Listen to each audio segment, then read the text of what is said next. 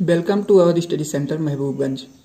चलिए आज हम लोग पढ़ते हैं एनसीईआरटी गणित कक्षा 10 की प्रश्नावली 6.4 यानी चैप्टर नंबर जो है 6.4 को आज पढ़ते हैं हम लोग।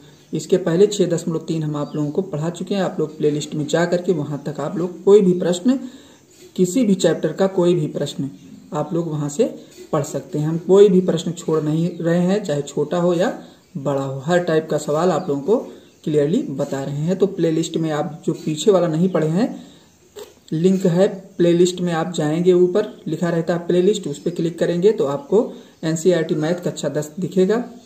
वहां पे क्लिक करेंगे तो जितनी भी अब तक हमने मतलब पढ़ाया है सारा कुछ वहां आप लोगों को मैटर मिल जाएगा। कोई भी प्रश्न, कोई भी प्रश्नावली आप लोग वहां से देख करके पढ़ सकते हैं। तो चलिए ये इसका पहला प्रश्न देखते हैं। पहला प्रश्न है, कह रहा है मान लीजिए त्रिभुज ABC समरूप है त्रिभुज DEF के, मतलब दोनों त्रिभुज समरूप हैं और इनके क्षेत्रफल क्रमशः 64 सेंटीमीटर स्क्वायर और 121 सेंटीमीटर स्क्वायर हैं। यदि EF 15.4 सेंटीमीटर स्क्वायर हो तो BC ज्ञात कीजिए। तो इसका एक, अगर समरूप त्रिभुज है तो उनके क्षेत्रफल भी जो होंगे वो अनुपात में ही होंगे। तो इसको हम ऐसे लिख सकते हैं कि इसका एक फार्मूला है, यानी त्रिभुज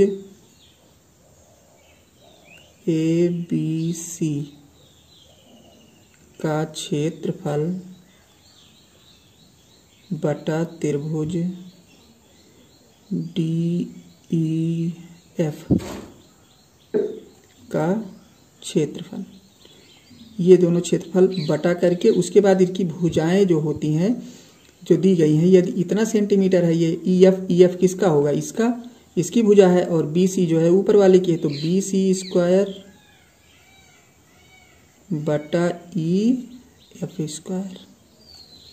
इसी फार्मूले पे हमको लगाना है। अब देखिए त्रिभुज ABC का क्षेत्रफल, तो यहाँ पे हम लिख सकते हैं इसका क्षेत्रफल कितना है, देखिए दिया गया है ABC, इनके क्षेत्रफल क्रमशः, यानी पहले वाले का क्षेत्रफल है 64 और नीचे वाले का है कितना 121 है, बराबर लिख सकते हैं BC स्क्वायर हमें पता नहीं है क्योंकि BC ज्ञात करना है, तो लिख देंगे BC स्क्वायर और इसका स्क्वायर EF का स्क्वायर 15.4 का स्क्वायर। अब दोनों पक्ष का हम वर्ग कर देते हैं, इसका और इसका।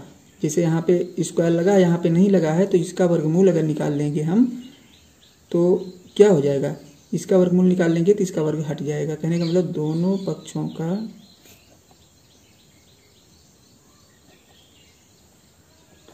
वर्गमूल,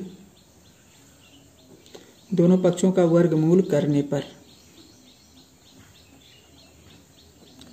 तो इसका वर्गमूल करेंगे तो 8 हो जाएगा और इसका करेंगे तो 11, और इधर BC अब हो जाएगा सीधा और यहाँ हो जाएगा 15.4।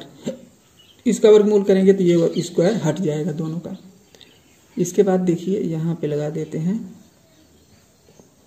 इसका गुणा करते हैं BC का 11 से, मतलब क्रॉस मल्टीप्लाई, तिर्यक गुणा।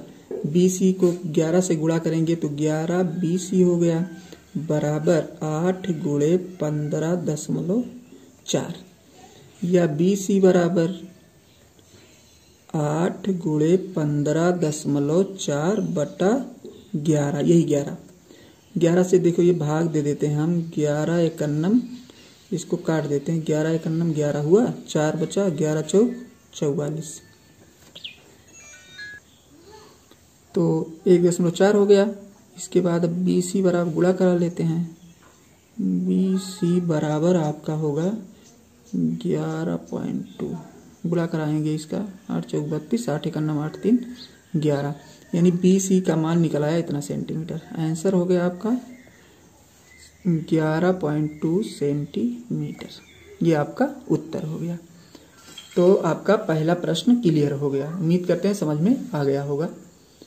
कुछ करना नहीं है, केवल ये एक फार्मूला टाइप समझ लीजिए। अगर दोनों त्रिभुज समरूप हैं तो ये यहाँ पे समरूप दिया गया, अगर समरूप है तो भुजाओं के वर्ग के बराबर होंगे दोनों के एरिया।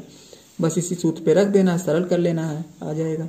चलिए अगला प्रश्न देखते हैं। अब प्रश्न नंबर 2 देखिए, किताब से देखिएगा आप लोग। प्रश्न नंबर 2 कह रहा है एक समलंब ABCD जिसमें AB समांतर CD है।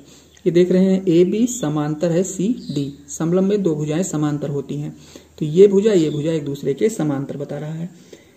कह रहा के विकर्ण परस्पर O बिंदु पर प्रच्छेदित करते हैं। यदि AB बराबर 2CD, AB जो है AB बराबर 2CD, कहने का मतलब 2CD AB जो है ये CD के आधे के बराबर है। तो त्रिभुज AOB ये वाला त्रिभुज और फिर त्रिभुज कह रहा है COD मतलब ये त्रिभुज और ये त्रिभुज, दोनों त्रिभुज को बता रहा है क्षेत्रफलों का अनुपात ज्ञात करना, मतलब इसका और इसका क्षेत्रफल का अनुपात हमें पता करना है। तो देखिए पहले तो हम इसको पता करेंगे कि क्या ये समरूप त्रिभुज हैं, यानी दोनों त्रिभुज जो हैं समरूप हैं, तब हम इसको समरूपता के फार्मूले पे रख सकते हैं। तो पहले इसको हमें चेक करना है कि ये त्रिभुज और ये त्रिभुज क्या समरूप है। तो सबसे पहले देखिए दिया गया है जो हमको प्राप्त है, यानी AB समांतर है किसके, DC के, AB DC के समांतर है, ये हमको ज्ञात है, पता है। अब देखिए पहली बार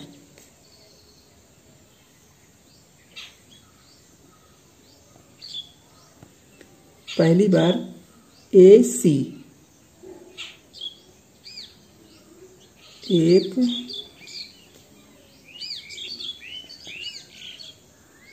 तिर्यक रेखा है, एक तिर्यक रेखा है। AC क्या है, एक तिर्यक रेखा है।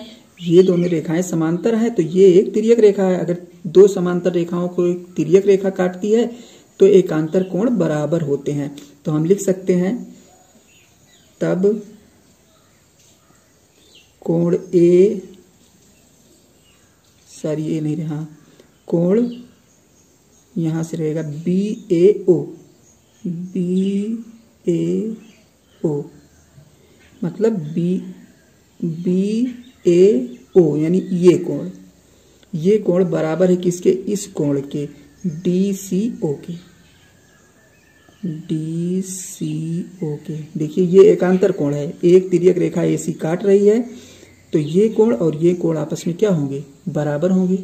यानी ये कोण इस त्रिभुज का ये कोण और इस त्रिभुज का ये कोण क्या है, बराबर है। पुनः देखिए, पुनः इस बार तो हमने लिया AC तिर्यक रेखा, अब की हम BD लेते हैं, BD तिर्यक रेखा।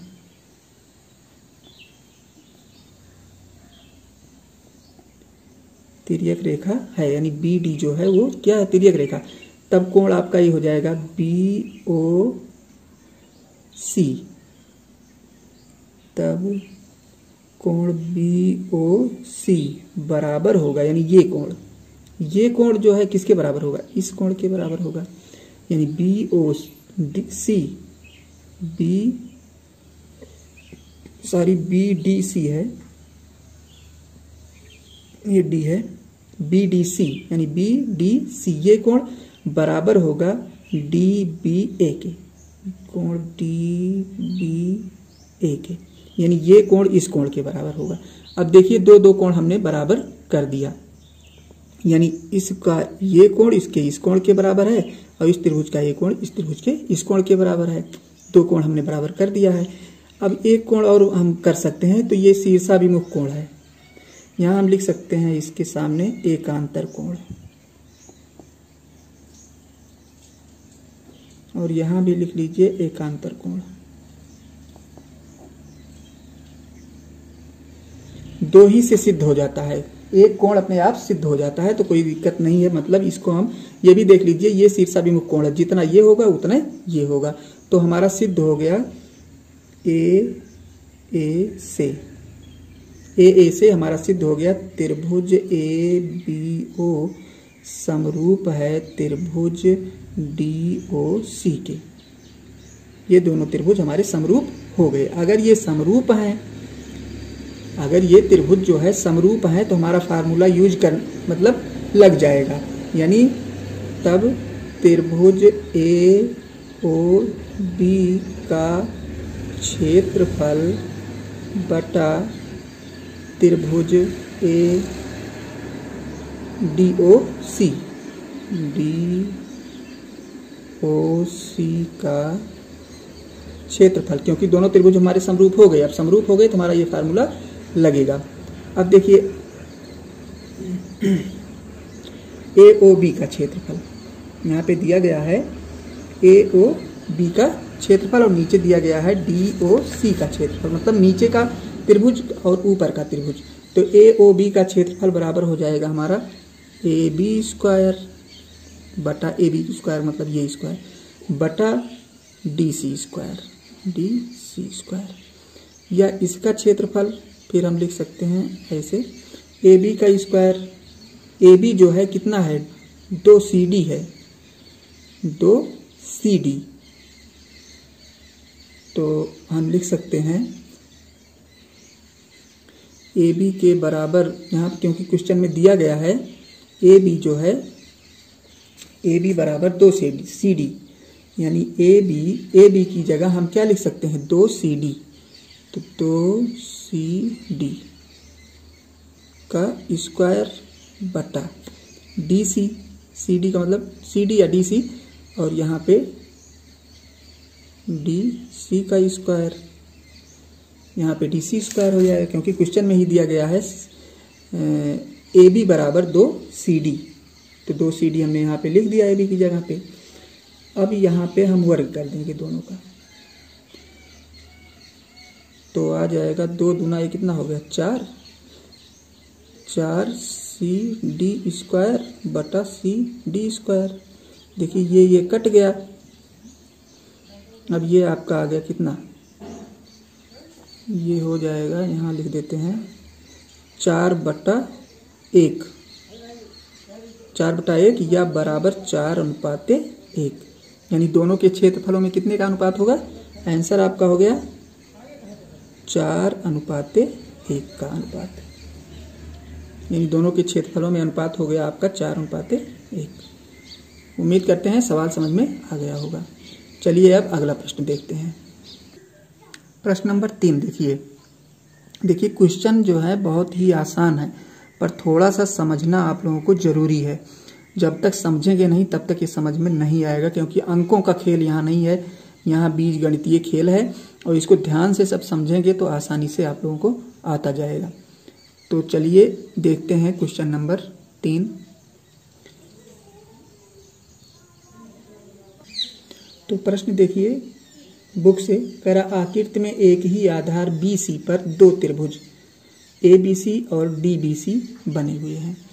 देखिए एक ही आधार BD है, इसी पर 2 त्रिभुज हैं। एक त्रिभुज कह रहा ABC है, ABC यानी ये वाला त्रिभुज एक बन रहा है, दूसरा त्रिभुज बन रहा है ये नीचे वाले साइड में DBC, D हो गया, B हो गया और C, ये एक ये त्रिभुज एक ये त्रिभुज, 2 त्रिभुज आपके बन रहे हैं एक ही आधार पर, बेस एक ही है दोनों का।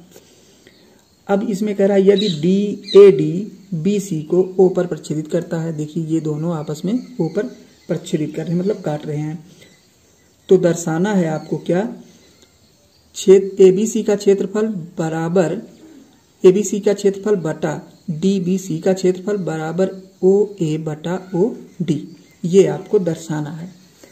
तो इसके लिए आपको कुछ रचना करना पड़ेगा। रचना का मतलब कुछ अतिरिक्त रेखाएं इसमें खींचनी पड़ेगी सिद्ध करने के लिए। तो यहाँ से A से हम डाल देते हैं इस पे लंब, इस भुजा पर लंब डालते हैं हम।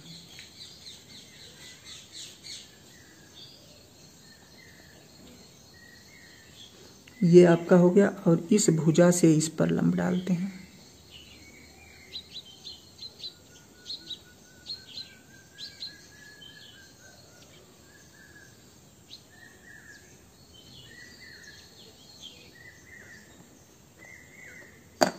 लंब का मतलब हो गया ये कोण 90 अंश का और इधर का ये कोण 90 अंश का, ये लंब हो गए। यल और यम मान लेते हैं, यल है ये, यम मान लेते हैं बिंदु। यल और यम हमने लंब खींच दिया। अब इन दोनों त्रिभुज को, दो त्रिभुज जो हम देख रहे हैं, इन्हें हमें यानी त्रिभुज ए यल ओ और दूसरा है त्रिभुज यम डी और ओ, ये दोनों त्रिभुज जो है हम इसमें समरूप सिद्ध करेंगे। यानी दोनों त्रिभुज, ये वाला त्रिभुज, ये वाला जो छोटा छोटा बन रहा है, इसको हम पहले समरूप सिद्ध करेंगे। तो चलिए देखते हैं। त्रिभुज ए एल ओ, या रचना पहले लिख देते हैं, रचना मतलब हमने क्या अतिरिक्त रेखा खींची है उसको रचना के अंतर्गत लिखना होगा। ए एल लंब, ए एल लंब है किस पे, बी सी पर, तथा यम डी, यम डी ये भी लंब है किस पर, ये भी बी सी रेखा पर है, बी सी। तो ये लंब हो गया। अब लंब हो गया तो अब लेते हैं त्रिभुज ए यल ओ, ए यल ओ तथा त्रिभुज ओ सी डी, ओ सी डी में, इन दोनों त्रिभुजों में हम पहले चेक करते हैं कि ये दोनों त्रिभुज हमारे समरूप है कि नहीं है। तो देखिए ये कोण जो हो गया, कोण यल बराबर कोण किसके है, यम के है। यानी हम लिख सकते हैं ए यल ओ कोण ए यल ओ बराबर कोण डी एम ओ या O M D, O M D. लंब है तो ये कोण 90 अंश का होगा, बराबर 90 अंश हम लिख सकते हैं, 90 अंश का कोण हो गया। तो ये दोनों कोण बराबर हो गए।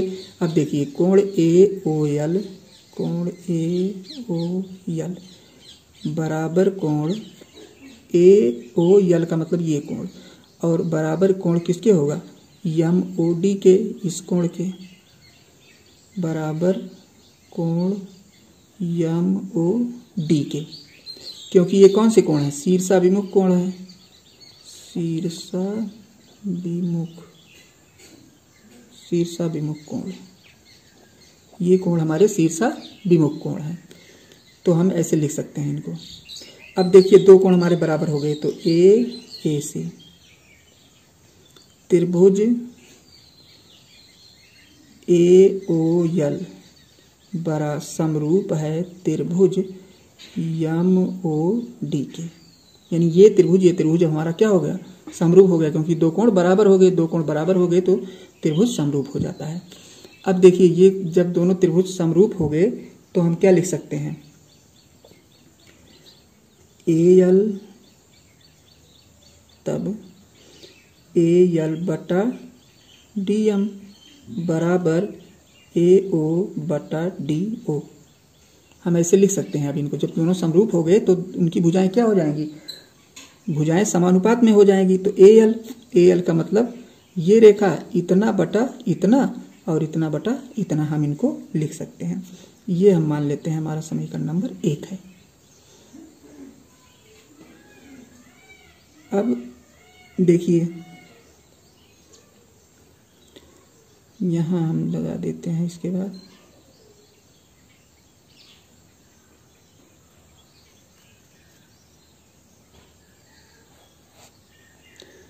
अब देखिए ए बी सी, त्रिभुज ए बी सी का क्षेत्रफल बटा त्रिभुज, ये किताब में ए आर जो पहले दिया गया उसका मतलब एरिया है, वही हम क्षेत्रफल लिख रहे हैं। त्रिभुज डी बी सी का क्षेत्रफल बराबर है 1/2 गुणे बी सी गुणे ए यल, फिर 1/2 नीचे का हो जाएगा गुणे बी सी गुणे डी एम। अब देखिए 1/2 ये कहाँ से आ गया सब। देखिए ये ए बी सी का क्षेत्रफल है। ए बी सी का क्षेत्रफल अगर हम निकालना चाहें तो हमको जरूरत होती है किसकी, यानी किसी त्रिभुज के क्षेत्रफल को निकालने के लिए हमारा सूत्र होता है 1/2 गुणे लंब गुणे आधार, यही होता है। तो देखिए 1/2 हमने लगाया, बी सी BC क्या है, आधार है। BC क्या है, आधार है। BC और AL क्या है, लंब, यानी आधार गुणे लंब हुआ ना। AL लंब हो गया, BC आधार हो गया। तो ये सूत्र है किसी समकोण त्रिभुज का। तो समकोण त्रिभुज देख रहे हैं यहाँ पे 90 अंश का ये लंब हमारा पड़ा ही है। अब ये हो गया आपका 1/2 BC गुणे AL। इसी टाइप से नीचे वाले का, इसका भी देखिए ये लंब है हमारा, ये DM लंब है। अब BC हमारा क्या है, आधार है। अब देखिए इसका हम यहाँ से सब कट जाएगा। ये देखिए 1/2 BC कट गया। यह कहने का मतलब आ गया AL/DM। बचा क्या, AL/DM, यही तो बचा। यानी इन दोनों का क्षेत्रफल इतना ही बचा। लेकिन अब देख रहे हैं हम AL/DM का मान कितना होता है। यहाँ पे हमने सिद्ध किया है AL/DM बराबर AO/DO। तो हम ऐसे लिख सकते हैं, त्रिभुज ABC का क्षेत्रफल बटा त्रिभुज DBC का क्षेत्रफल बराबर इतना आया है। तो इसकी जगह पे हम लिख सकते हैं क्या, इतना लिख सकते हैं। देखिए AL/DM का मतलब होता है AO/DO। तो AO/DO, बस यही तो आपको सिद्ध करना था। या देखिए जो दिया गया हमको सिद्ध करने के लिए यही तो लाना था। देखिए हमारा आ गया। बस ये आपका क्या हो गया, आंसर हो गया। यहाँ पे आप लिख सकते हैं समीकरण 1 से, समीकरण 1 यही था ना, इससे लिया गया है मान, तो इतना आया है।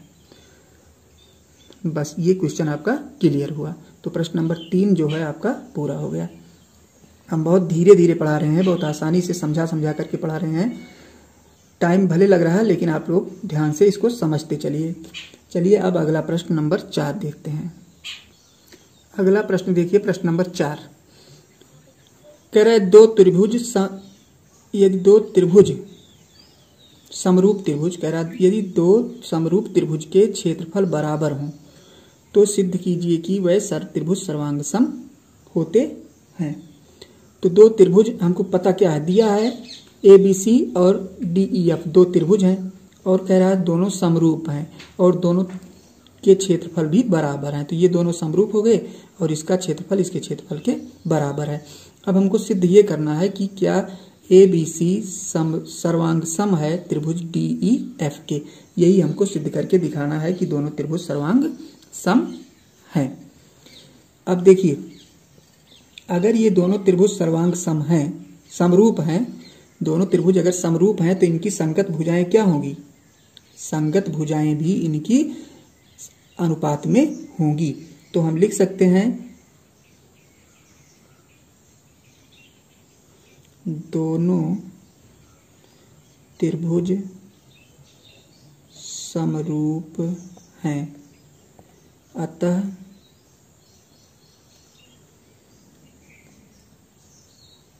त्रिभुज ABC का क्षेत्रफल बटा त्रिभुज DEF का क्षेत्रफल, यानी ये दोनों क्षेत्रफल भी आपस में बराबर बटे में होंगे। मतलब तो BC स्क्वायर बटा EF स्क्वायर, BC स्क्वायर बटा EF स्क्वायर, मतलब दोनों त्रिभुज क्योंकि क्या हैं, समरूप हैं।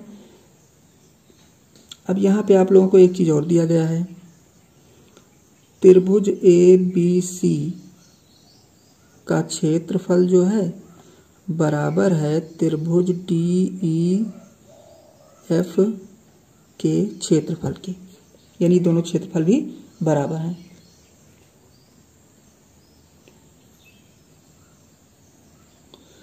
तब हम लिख सकते हैं यहाँ पर ये दिया ही गया है, यानी BC स्क्वायर बटा